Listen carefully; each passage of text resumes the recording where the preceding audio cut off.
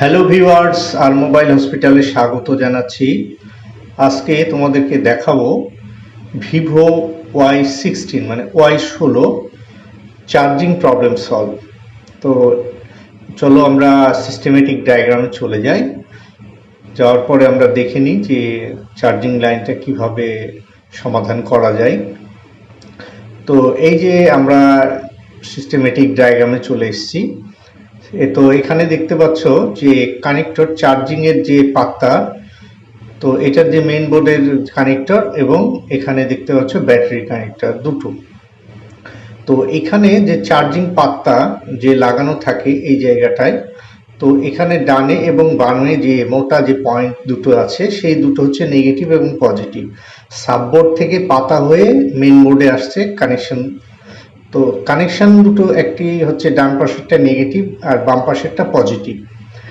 দেখো বামে যে ট্র্যাকটি দেওয়া আছে কানেক্টরের সেটা হচ্ছে পজিটিভ। এই যে তীর দিয়ে দেখাচ্ছি আমি নিচ থেকে, তো ভোল্টেজটি পাতার মাধ্যম দিয়ে আসে। বাম পাশেরটা হচ্ছে পজিটিভ আর ডান পাশেরটা নেগেটিভ। নেগেটিভটা তো তেমন কিছু হয় না, তো মূলত পজিটিভটা। তো এই পজিটিভ ভোল্টেজ আমাদের কত থাকে? এই পজিটিভ এখানে ভোল্টেজ থাকে 5। আমাদের চার্জিং এর ইনপুট কত থাকে? 5 ভোল্টেজ। তো এইখানে আমাদেরকে প্রথমে চার্জিং বেসটা চেক করব, দ্বিতীয়ত চার্জিং পাতা চেক করব। চার্জিং পাতা চেক করার পরে এখানে আমাদেরকে যে মেইন বোর্ডের কানেক্টর আছে, কানেক্টরে আমাদের ভোল্টেজ আছে কিনা আমাদেরকে দেখে নিতে হবে। যে কানেক্টরের পাশে যে বিন্দু আছে পাতাটা লাগানোর পরে এই বিন্দুতে যদি আমরা ভোল্টেজটা ঠিক থাকে তাহলে আমাদেরকে বুঝতে হবে যে সামনে কোথাও প্রবলেম আছে। তাহলে আমরা দেখো যে চার্জিং এর যে মেইন ভোল্টেজটা ইন হচ্ছে, সেটাকে যে ভোল্টেজটা ইন হয় সেই ভোল্টেজটার নাম হচ্ছে ভিবাস। তাহলে এই যে লাল ট্র্যাকটি আমাদের ভিবাস ট্র্যাকটি আমাদের কোথায় যাচ্ছে সেটা আমরা চলো দেখাই। তো এই ভিবাস যে ভোল্টেজটি আছে সেই ভোল্টেজটি আমাদের চলে যাবে কোথায়? চার্জিং আইসিতে। চার্জিং আইসির ইনপুটে 5 ভোল্টেজ ইন হবে। তো ইন ভোল্টেজটার নাম হচ্ছে ভিবাস। তো আমরা এই ভিবাস লাইনটি আমাদের কোথায় আসছে, কিভাবে আসছে সেটা আমি দেখাচ্ছি। এই যে লাল ট্র্যাকটি আছে একেবারে গাঢ় যেটি লাল, সেই লাল ট্র্যাকটি আসলো আমাদের কত? 5 ভোল্টেজ আসলো। তীরের মাধ্যমে আমি দেখাচ্ছি, দেখো একটু ধৈর্য সহকারে আমার ভিডিওটা দেখবে। পুরো ভিডিওটা দেখলে পুরো কাজটা ক্লিয়ার ভাবে তোমরা করতে পারবে এবং শিখতেও পারবে। তো যারা যারা নতুন টেকনিশিয়ান তাদের জন্য খুবই গুরুত্বপূর্ণ এই বিষয়গুলো ধৈর্য সহকারে এবং দেখা এবং কাজগুলো করা দেখে দেখে। তো এই ট্র্যাকটি আমাদের ভিবাস ট্র্যাক আসলো কোথায়, এখানে আমরা দেখে নিব। এই যে আমি উপরের দিকে যাচ্ছি, পুরো যে ট্র্যাকটা গিয়েছে কিভাবে, এই যে লাল ট্র্যাকটি দেখো, এই যে সরাসরি লাল ট্র্যাকটি আমাদের কোথায় আসছে এখানে আমরা দেখে নিই। এই যে দেখো লাল যে ট্র্যাকটি আছে এই ট্র্যাকটি আমাদের সরাসরি চলে গেল কোথায়? এই যে চার্জিং আইসির পেছনে একটি ছোট্ট আইসি আছে, সেই আইসিটিতে আমাদের গিয়ে ইন হচ্ছে।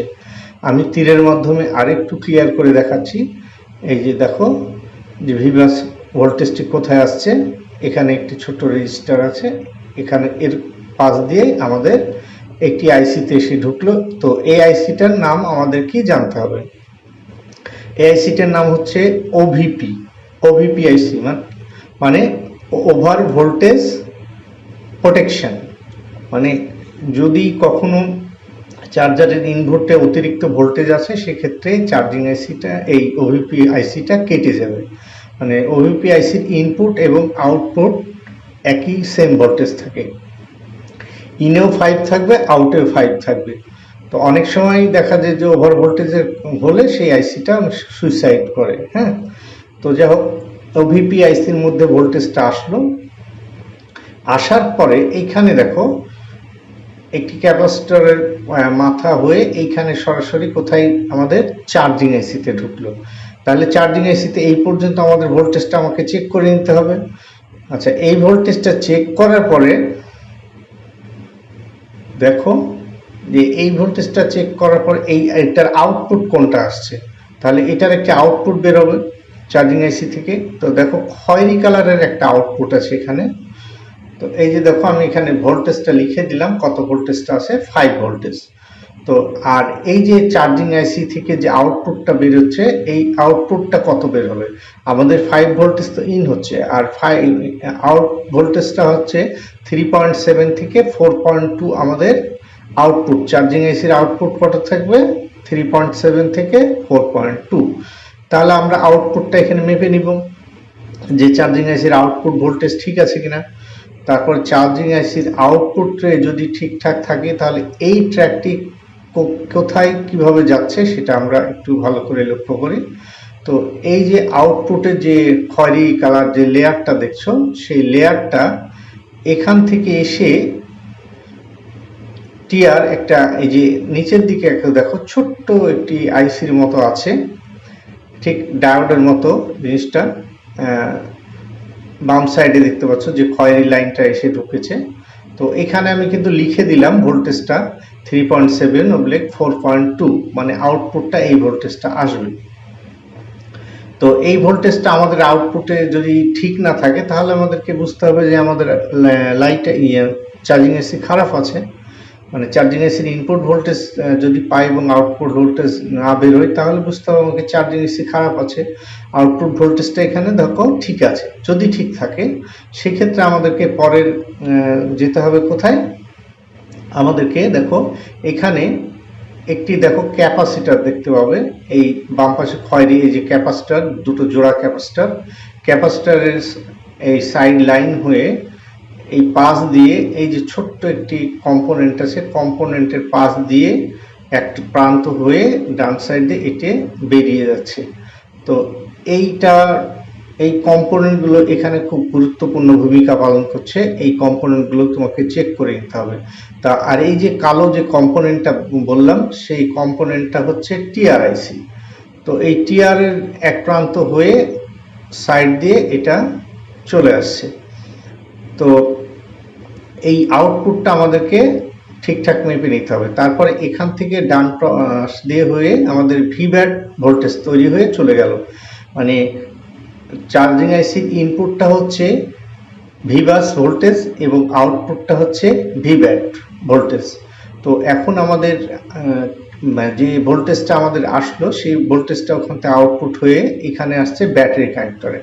এই যে তোমরা দেখতে পাচ্ছ যে ব্যাটারি কানেক্টরে এই যে পজিটিভ, এই পজিটিভ লাইন এসে আমাদের ব্যাটারি কানেক্টরে এসে এই পজিটিভ লাইনটা ঢুকলো।